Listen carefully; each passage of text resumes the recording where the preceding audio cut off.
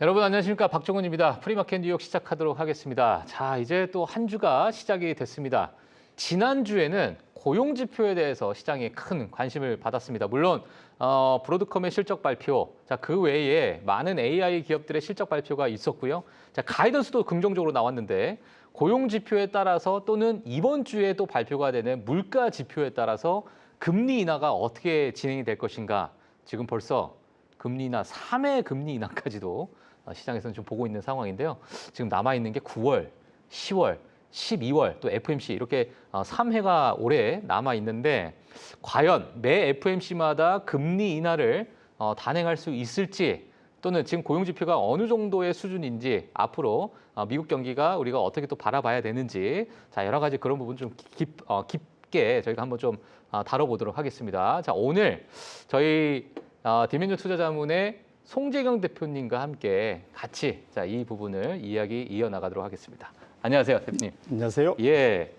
자, 일단은 지난주 고용지표가 나왔는데요. 네. 고용지표가 발표 나오고 나서 10년물 국채 금리가 쫙 떨어졌습니다. 모든 금리가 빠졌죠. 그러니까요. 네, 예, 모든 뭐 저희가 금리가 이제 그때 당시에 빠졌죠. 10년물 네. 국채 금리를 좀 봤는데, 네. 그러니까 부진한데 이걸 이제 노동지표의 둔화로 보면서 그냥 완만한 금리 인하를 바라보는 투자자들이 많을 것 같아요. 근데 만약에 이게 고용지표가 너무나도 급격하게 떨어지면 이거 어떻게 봐야 되는 것인가 하는데, 대표님은 어떻게 보고 계세요? 이게 예. 말씀이 맞습니다. 이제 예. 지금 주신 말씀이 지금 그러니까 사실 사람들 마음속에는 고용지표가 좀 덜 나와서 예. 금리 인하를 쐐기를 좀 박아줬으면 좋겠다라는 예. 기대감이 있었죠. 근데 이 생각보다 너무 세게 나와서, 예. 그러니까 너무 안 좋게 나와서, 안 좋게 세게 나왔죠. 예, 그렇게 나오면서 야, 이게 좋은 거야 나쁜 거야 좀 헷갈리는. 맞아요. 네. 아, 근데 제가 좀 봤던 게 뭐냐면 예상치라는 게 있잖아요. 네. 그러니까 뭐 지금 7만 5천 건이다, 7만 건이다. 뭐 그래서 만약에 그게 6만 건, 5만 건이면은 그래 뭐 그러려니. 근데 그게 2만 몇천 건이 되면 이걸 뭐 어떻게 우리가 해석해야 됩니까, 그거 도대체? 결론적으로는 그 예. 사실은 숫자 자체도 좀 문제였지만 예, 예. 그 질, 내용도 사실은 좀 걱정이 많이 됐던 내용이다 이제 예, 이렇게 예. 말씀드리고 싶은데, 뭐냐면 첫 번째 제가 차트를 보면서 말씀을 드리고 싶은 네, 건데, 좋습니다. 최근 3년간 미국의 고용은 코로나 때 어마어마하게 돈을 푼 이후에 예. 사실 일자리 걱정은 전혀 없었습니다. 플러스 바이든 때 소위 이제 이민 정책을 세게 하면서 예. 사람들도 많이 들어오고 이러다 보니까 일자리 창출이 엄청났었어요. 그래서 보시면 2023년도에는 보시면은 한 22만 명 월 평균 야. 일자리가. 오. 그리고 작년에는 조금 둔화됐지만 거의 한 17만 명. 예. 그런데 올해 들어와서는 이게 첫 3개월은 한 10만 전후에서 움직이다가 예. 이게 최근 3개월은 한 7만, 5만 이렇게 좀 많이 떨어지는 것 같은데, 이번에 싹 수정. 보통 제가 말씀드렸지 않았습니까? 예. 저번에 이번에 그러니까 소위 첫 숫자가 나오면 그 2달 전 것까지가 바뀐다고. 예, 예. 이번에 보면은 이번 건이 8월이 나왔으니까 6, 7월이 바뀌었겠죠. 예. 6월 달이 마이너스가 됐어요. 아. 보시면. 그러네요. 밑에. 아, 예. 예, 일단 그래서 최근 3개월로 놓고 보면 급격하게 떨어지면서 올해 들어서는 작년에 반토막도 안 되는 7만 5천으로 갔는데, 예. 이것이 이 속도로 그대로 가면 이제 2만 막 이렇게 내려갈 거잖아요. 그러면 그렇죠. 이거 사실은 상당히 좀 심각한 상황이다. 그리고 최근 들어서 늘었던 일자리를 보면은 가장 크게 늘었던 게 어디냐면 의료 관리 부분. 의료 관리 부분. 네, 그러니까 소위 이제 의료 서비스, 네네네. 헬스케어 서비스라고 보통 표시되는데, 예. 이거는 사실은 경기가 좋아서 일자리가 느는 게 아니라 예. 아픈 사람이 많아서 생기는 거잖아요. 마음이, 아니요. 예. 실제로. 몸이 아파서. 예, 실제로. 예. 그러니까 예. 이게 사실은 그러니까 이게 경기하고는 어찌 보면 좀 상관이 좀 없는 거죠. 예. 아, 그러네. 마음이 아파갖고. 마음이 아플 수 있죠. 예. 그거 맞네요. 마음이 아프면 몸도 아파지니까 말씀이 맞는 것 예, 같습니다. 저의 꼬임에 넘어가셨습니다. 예. 그래서 사실은 지금 그러니까 절대적인 일자리, 신규 일자리 수도 줄었지만 그 질도 상당히 좀 저질이 돼 버렸다. 예. 이런 측면에서 놓고 보면 이번 때문에 그래서 지금 갑자기 올해 잘해야 한 2번 했으면 좋겠다 생각했는데 예. 3번은 기본이고 내년 말까지 가면 추가 3번 해서 지금부터는 정말로 시장 예상한 지금 4.25에서 거의 3%까지 수준까지 순식간에 150bp가 쫙 내려가는 예. 이걸 지금 생각하고 있는 거거든요. 그러면 일차적으로 우리가 생각해 볼 수 있는 거는 통상적으로 이러면 유동성이 좋아지니까 시장은 되게 좋을 거야라고 생각을 하지만 예.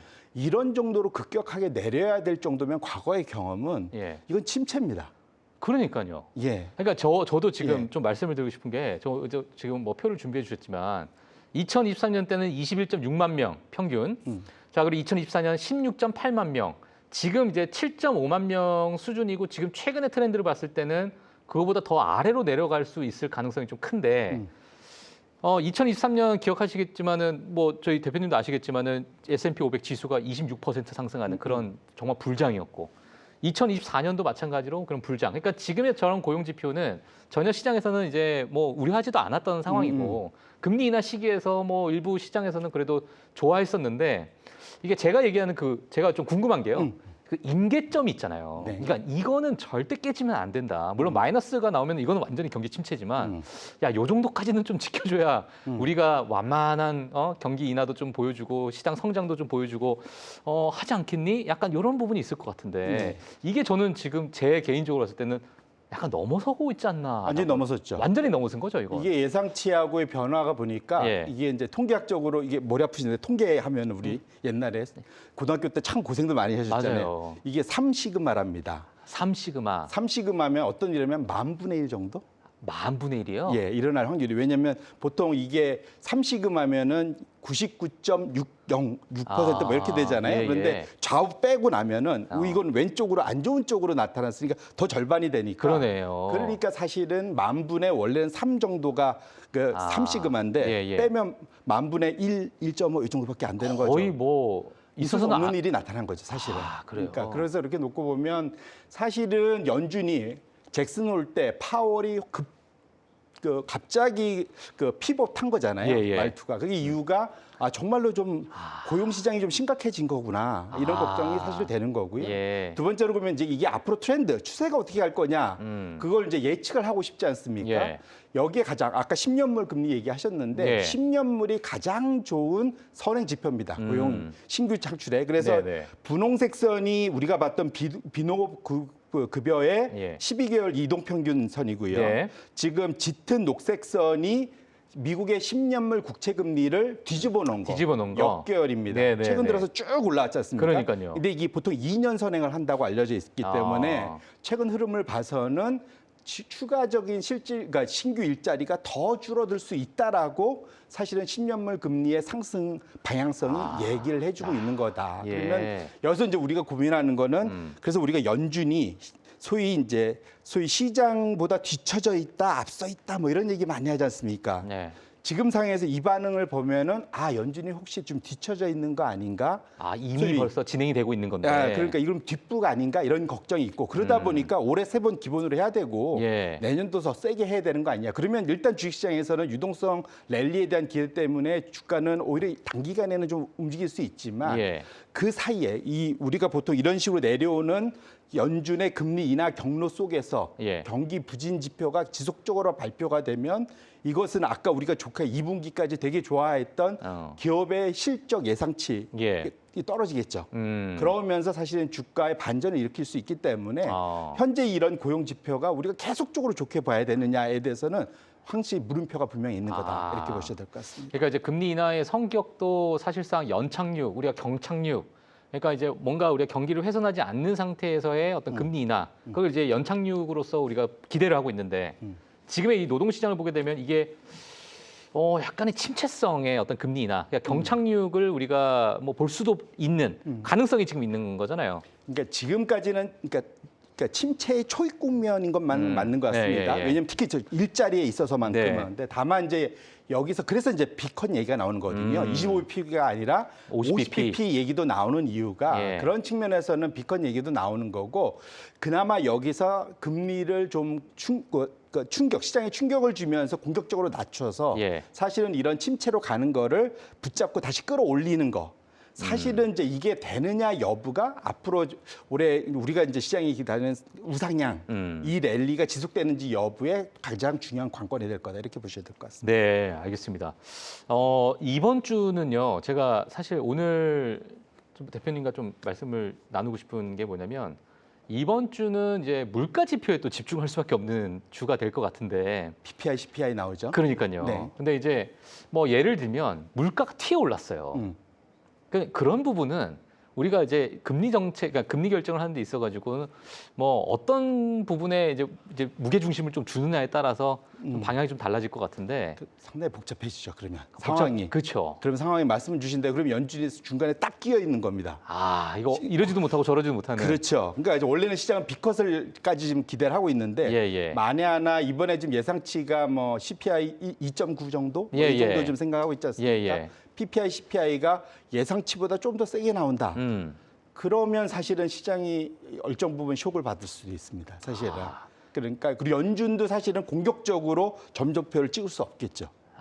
그렇게 놓고 보면. 그러면 시장의 기대는 사실은 그렇게 이번에 이러한 고용지표 때문에 공격적으로 세 번 남은 전도표의 변화가 세 번을 가리키고 내년까지도 충분히 시장이 원하는 수준까지 내려오기를 원하는데 그게 덜 내려올 확률이 상당히 높아진다고 볼 수 있기 때문에 그렇게 놓고 보면 그래서 PPI, CPI에 대해서 지금 투자자들이 상당히 긴장하면서 보는 이유가 거기에 있다. 그러니까 이번 주도 변동성이 좀 커지는 한 주가 될 수 있겠네요. 하필 또 9월에 이런 일이 자꾸 발생합니다. 희한하네요, 정말. 네, 맞습니다. 알겠습니다. 자, 그러면은 제가 요거 넘어가기 전에 마지막 한 질문만 좀 드리고 넘어가도록 하겠습니다. 실업률은요, 괜찮아요. 이거는 근데 뭐 물론 이제 실업률에 따라서 뭐 경기 침체를 많이 논하고 뭐 과거에 뭐 샤메 법칙이라고 해가지고 뭐 그런 얘기도 많이 있었는데 물론 일각에서는 그거를 전혀 신경 안 쓰시는 분들도 많이 계시고 근데 실업률이라는 측면을 봤을 때는 지금의 어떤 신규 일자리가 크게 줄어들고 있지만은 그럼 실업률이 같이 튀어 올라야 우리가 뭔가 좀 더 확실한 어떤 뭐 노동시장의 어떤 또 둔화나 침체를 우리가 논할 수 있는데 실업률은 우리가 지금 이 상황에서 어떻게 봐야 될까요? 말씀 주신 대로 클로디아 샴이라는 사람이 샴의 법칙을 만든 이유가 그러니까 실업률이 이미 다 오르면 사람들이 다 고통받고 있을 때라서 이미 그때 시작하면 늦는다. 그 시그널을 주기 위해서 사실 샴의 법칙이라는 걸 만든 거거든요. 그런 측면에서 놓고 보면 샴의 법칙이 아직 안 넘었고 지금 4.3이 뭐 그렇게 나쁘지 않은 거 아니냐 이렇게 얘기할 수 있는데 사실은 실업률은 상당히 최고 후행 지표. 가장 늦는 지표. 그래요. 그러니까 실업률을 보고 움직이면 안 된다고 보셔야 될 것 같고요. 또 하나는 이게 또 역으로 보면 보통 통상 최근 1년 안에 그 현재의 실업률과 가장 최근 1, 2년 사이 가장 낮은 실업률과의 격차가 0.9%포인트가 차이가 나면 상당히 문제가 있는 거다라는 또 그런 경험적 법칙도 있습니다. 이번에 4.3이 되면서 0.99가 딱 터치를 또 했어요. 그래서 그렇게 놓고 보면 실업률이 현재 숫자만 놓고 보면 사실은 되게 낮죠. 절대 수준은. 그러니까요. 하지만 3.4에서부터 지금 올라온 거잖아요. 사실은. 그렇게 놓고 보면 상당히 사실은 지금 실업률 자체보다는 변화율을 보셔야 될 것 같고 그다음에 최근에 이민자들에 대한 카운팅이 잘 안 되고 있잖아요. 맞아요.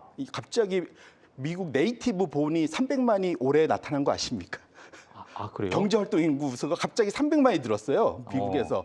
이거는 이제 트럼프는 자랑하고 백악관은 자랑하고 있는데 어디서 나타나신 분이에요? 외국인들이 이제까지는 솔직하게 대답하다가 지금 상황은 나는 미국에서 태어났어요라고 이건 자기가 표기하는 거니까 가게에서. 그럴 확률이 매우 높은 걸로 판단이 되고 있습니다. 그래서 실업률 자체를 너무 이렇게 거기에 집중하면 안 될 것 같다 이렇게 말씀드립니다. 알겠습니다. 300만 명이 갑자기 늘었습니다. 미국 인구가. 알겠습니다. 자, 그러면 저희가 이제 뭐 연준의 이제 금리 인하를 우리가 생각을 해봐야 될 것 같은데 골드만삭스에서는 올해 3회, 내년에 2회, 그리고 다른 이제 IB들의 하우스 뷰를 좀 보게 되면은 내년 말까지 총 6회까지 보는 하우스들도 있는 것 같아요. 그러면 이제 지금은 단기금리, 장기금리 여러 가지 어떤 시장에 따라서 장기금리가 의미하는 바 또는 단기금리가 의미하는 바가 또 다를 수 있고 이건 우리가 이제 투자자 입장에서는 채권 시장이 일부 먼저 좀 움직이는 그러한 어떤 스마트 머니의 움직임으로서 봤을 때 지금 이 연준의 금리 인하는 지금 어떻게 지금 나타나고 있나요, 지금? 일단은 사실은 이제 그건 진짜 뚜껑 열어보고 점도표 예. 봐고 그 다음에 파월이 뭐라고 코멘트하는지를 보셔야 될 것 같고요. 예. 일단은 진짜로 아마 지금은 정말로 그러니까 데이터 디펜던트를 더 강조할 것 같습니다. 지금 상황은. 왜냐하면 이제 물가에 대해서 지금 자신할 수 없으니까 예. 일단 좀 뚜껑을 열어봐야 될 것 같고요. 시장은 이걸 원하는 거죠. 아. 이렇게 안 하면 우린 침체 심하게 갈 수 있어. 예. 라고 사실은 그렇기 때문에 원래 채권 시장은 미리 선제적으로 아. 항상 연준을 압박하거든요. 금리 내려 지금 얘기하고 있는 거예요, 사실은. 그러니까요. 근데 거꾸로 이건 언제든 또 확 돌아설 수도 있습니다. 예. 왜냐하면 이것도 돈 걸린 배팅을 하는 거잖아요, 사실은. 아. 선물 거래를 하면서 그렇죠. 배팅을 하는 거기 때문에 예. 변동성이 크다는 걸 좀 아실 거고 이건 여기서 봐야 될 거는 왼쪽 차트는 시장이 기대하는 바다. 그렇게 된다는 거하고 좀 다릅니다. 이제 그걸 보셔야 될 것 같고 여기서 또 우리가 또 봐야 될 건 제가 그 사이 장기금리 계속 말씀드렸는데 오늘도 일본 그 30년물, 40년물은 위로 튀었어요. 10년물, 2년물은 내려오고 일본도 이게 샥 바뀌었습니다. 야, 예. 이게 이제 그 차기 총리가 누가 되느냐에 따라서 시장이 약간 뭐 불안정하다. 뭐 예. 이걸 또 나타내는 건가요? 완전 그쪽은 그러니까 여자 아베라고 불리기 때문에 예. 다카이치 사나에 네네네. 그분이 된다면 그런 얘기 때문에 예. 그렇게 되면 재정에 대한 불안 걱정이 생기기 때문에 이제 예. 그래서 장기물이 초장기물이 완전히 튀어버렸거든요. 야, 그런데 사실은 미국도 지금 그렇다는 거죠. 지금 보시면 제가 2년, 10년, 30년이 최근 1개월 지난주 금요일까지 변화 포함하면은 지금 2년물이 좀 많이 빠졌고 10년이 그 다음 빠졌는데 30년물은 마이너스 1.7밖에 안 빠졌어요. 상대적으로. 그러네요. 보시면 그래서 소위 이제 일드 커브라고 하죠. 수익률 곡선이 단기에서부터 장기의 현 시점을 그대로 그려주는 건데 소위 이제 가팔라진다고 그러죠. 스티프닝해진다고 예. 표현하는데 이것이 기울기가 상당히 지금 가팔라져 있는 상황이다. 아. 이렇게 되면 과거 기억하시겠지만 작년 9월에 금리를 처음에 인하했었잖아요. 네네.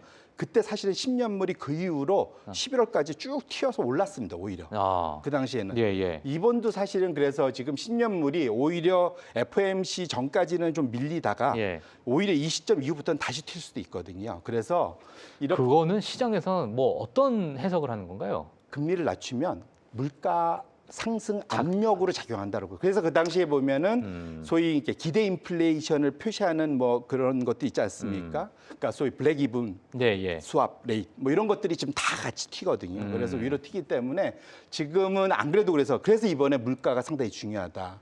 그렇기 때문에 그 중간에 그래서 상당히 끼어 있는 상황인 건 분명해서 지금은 상당히 지금 극한 직업은 연준 위원들일 것만은 분명하다 이렇게 봐야 될 것 같습니다. 알겠습니다. 자, 그러니까 지금 그러니까 뭐 보고서 자료들 자체가 지금의 일부 뭐 보편 관세가 됐든 상호 관세가 됐든 기업들이 좀 품고 있는 이 관세를 어느 순간부터 소비자들에게 전가를 시키는 그 구간을 이제 하반기, 특히나 이제 4분기로 좀 보고 있는 상황인데, 네. 뭐 특히나 이 골드만삭스에서는. 맞습니다. 근데 지금의 이 금리 인하, 특히나 이게 전가가 되기 전에 이미 벌써 물가가 튀어 오른다는 얘기는 앞으로 이게 더 악화될 가능성이 더 큰 거잖아요. 맞습니다. 만약에 전가가 된다면. 네. 그래서 사실은 베이지북이 지난주 수요일 날 발표됐었는데 예. 8월 달에 조사됐던 베이지북 안에서는 PPI에 영향을 주는 각 기업들의 소위 그 투입 비용 예. 다 올랐다라는 대답들이 엄청 많았거든요. 그리고 노동시장 자체는 큰 변화가 없다라고 얘기를 했던 걸로 제가 기억나거든요. 맞습니다. 베이지북에서. 그러니까 뜨겁지도 차갑지도 않는데 그러니까요. 제일 크게 변한 거는 투입 비용. 투입 비용. 그러니까 물가가 맞아요. 지금 투입 물가가 좀 늘고 있다. 맞아요.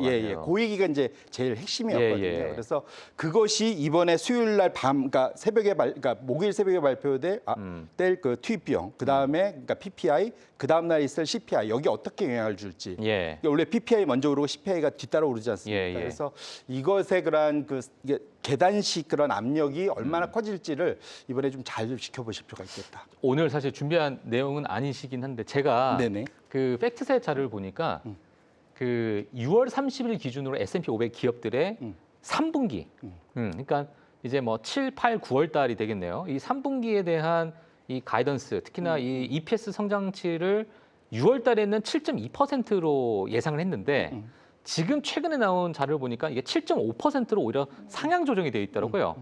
그러니까 지금 뭐 기업들 입장에서는 일부 뭐 관세나 이런 것들에 대해서 뭐 어느 정도 흡수를 했는지, 물론 이제 나눠서 흡수하다 보니까는 뭐 기업 S&P 500의 기업들 자체가 뭐 전반적으로 평균적으로 봤을 때는 좀 우상향하는 어떤 수정치를 좀 내놨지만 이거를 제가 봤을 때는 경기에 대해서는 우리가 그렇게 크게 걱정 안 해도 되지 않나라는, 저는 뭐 내심 그런 생각도 좀 하긴 했었는데, 그 S&P 500 기업들 자체의 EPS가 워낙 뭐 견고하게 나오다 보니까 대표님께서는 뭐 그러한 어떤 기업들의 EPS를 보고 나서 여전히 경기는 좀 그래도 견고하다, 이렇게 우리가 평가할 만한 그런 구간인지, 아니면 오히려 경제 지표를 보고 향후 우리가 미래를 좀 전망해야 되는 그런 상황인지 어떻게 좀 보고 계세요? 지금 산업별로도 지금 K자 반응을 일으키고 있거든요. 예, K. 예. 그러니까 이번 관세의 악영향에 대해서 영향 안 받는 소위 친구들은 빅테크 같은 데들은 이제 위로 그러니까요. 올라가고, 그래서 쏠림 현상도 있고. 예, 경기 순환 쪽에 지금 열려 있는 데들은 엄청나게 고생하면서 지금 아래로 내려가고 있고요. 근데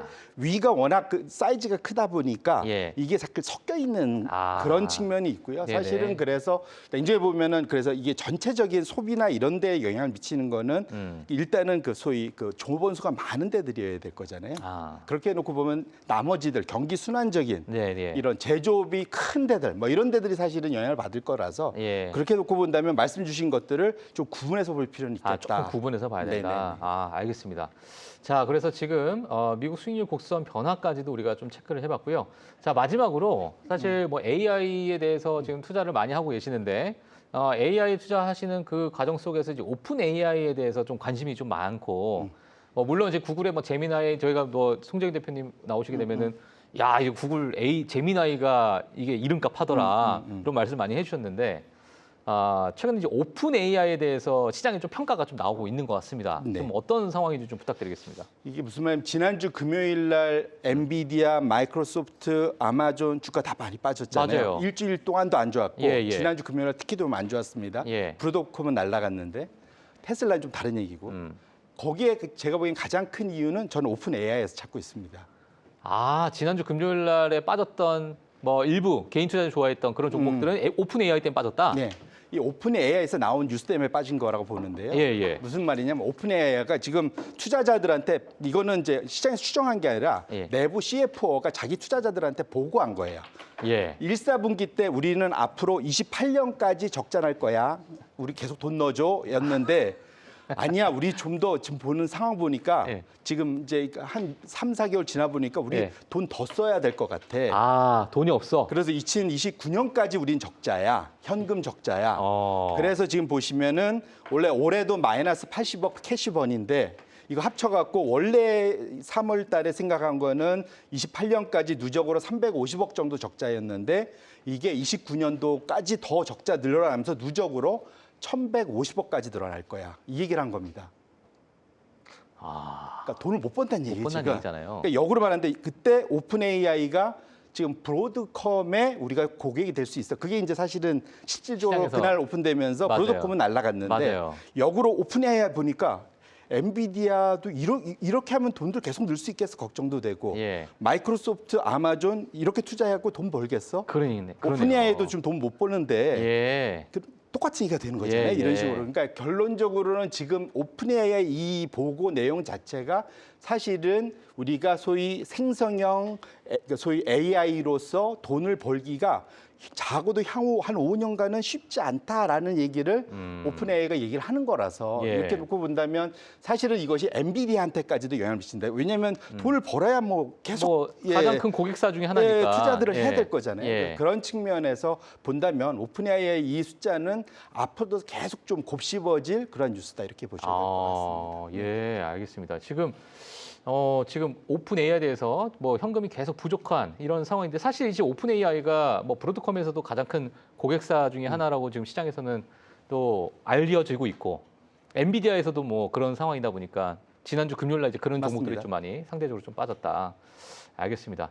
자, 그러면 지금 뭐 대표님께서 마지막으로 또 한 질문만 좀 좀 드리면, 지금 고용 지표도 좀 이렇게 안 좋은 상황이고, 만약에 뭐 물가 지표 우리가 좀 봐야겠지만 이 금리 인하 시기가 뭐 침체 성격이든 아니면 연착륙의 성격이든 우리가 이래나 저래나 금리 인하가 오잖아요. 네. 그러니까 앞으로 하반기 때는 이 미국 증시의 어떤 방향성을 뭐 어떻게 좀 보고 계세요, 대표님께서는? 결론적으로는 결국은 지금 이 고용 지표가 의미하는 거는 예. 일단 만만치 않다. 만만치 상당히 않은 만만치 않은 상황이 가고 있는 거고. 예, 왜냐하면 예. 주가가 이걸 받아낼 만큼 그렇게 못 올랐으면 모르겠는데 많이 올랐잖아요. 예, 사실 예. 바닥 대비 30% 이상 막 맞아요. 엄청 올랐기 때문에 예. 밸류에이션의 부담도 있고 여러 가지로. 아. 그렇게 놓고 본다면 지금 이것이 혹여라도 이것이 이제 연착륙으로 가는 예방성 금리 인하로 판명이 난다면 예. 그러면 이제 이 랠리가 확 자꾸 다시 강세장을 다시 쭉 갈 수 있을 텐데 예. 만약에 이제 침체로 판결이 난다라고 예. 한다면 현재 시장에서 그 사이에 좋아하던 그러한 색깔들이 완전히 뒤바뀌겠죠. 그래서 침체성이 됐을 경우에 앞으로 나가는 업종들은 우리가 대표적인 경기 방어주인 건강관리, 필수 소비재, 유틸리티. 그래서 제가 저번에도 이제 유나이티드 헬스 이런 쪽은 생각보다 앞으로도 좀 주가도 많이 빠져 있고. 예. 혹시 이런 것에 대해서는 좀 편안한 거기 때문에 지금은 좀 물려 있을지 몰라도 좀 길게 들고 가시면 나쁘지 않을 거다라고 말씀 이유도 그 유나이티드 그런 것도 헬스 있다. 그룹은 네. 곱하기 2 레버리지 많이 하시던데요, 개인 근데 투자자들이. 이 장기 투자하시려면 레버리지는 안 좋습니다. 네. 알겠습니다. 네, 네. 아, 그러한 이제 네. 헬스케어 섹터도 지금 상대적으로 많이 저평가되어 있는 상황이잖아요, 지금 헬스케어 맞습니다. 섹터도. 특히 그 중에서 이제 유나이티드 유나이티드 헬스 헬스 같은 같은 경우는 경우에 주가가 워낙 많이 빠져서 650불에서 거의 지금 빠져서 지금 300불 반토막 나 있는 상태니까 그러니까요. 그렇게 놓고 보면 상대적으로는 좀 마음이 편한 상황. 이미 많이 올라가 있는 종목보다는 예. 그래서 어쨌거나 침체성 금리나 성향이 확인이 되면 생각보다는 여러 가지 그 사이에 못 올라간 데들이 상대적으로 좀 편한 상황인 것만 분명하다 이렇게 말씀드립니다. 예, 알겠습니다. 자, 일단 뭐 지난주 금요일의 노동 지표에 따라서 지금 우리 시장을 어떻게 좀 바라봐야 되는지 좀 이번 주 또 물가 지표가 나오기 때문에 자, 물가 지표가 나오고 나서 일부 시장에서는 좀 변동성이 좀 나올 수도 있고 여기에 따라서 또 금리 인하 방향 그리고 하반기에 대한 어떤 전망 자, 이 부분까지 저희 송재근 대표님이 이렇게 정리를 좀 해주셨습니다. 이번 주가 좀 지나고 나서 다음 주가 되면 이제 대표님과 제가 고용 지표, 물가 지표를 보고 또 이야기를 하는 시간이 오지 않을까. 한번 변동성이 한번 확 지나가고 나서 네. 예, 그때 가서 또 어떤 미국의 방향성에 대해서 같이 좀 이야기해 보면 좋을 것 같습니다. 자, 지금까지 디멘전 투자자문 송재경 대표님 다음 주에 모시도록 하겠고요. 오늘 너무너무 감사합니다. 감사합니다. 고맙습니다.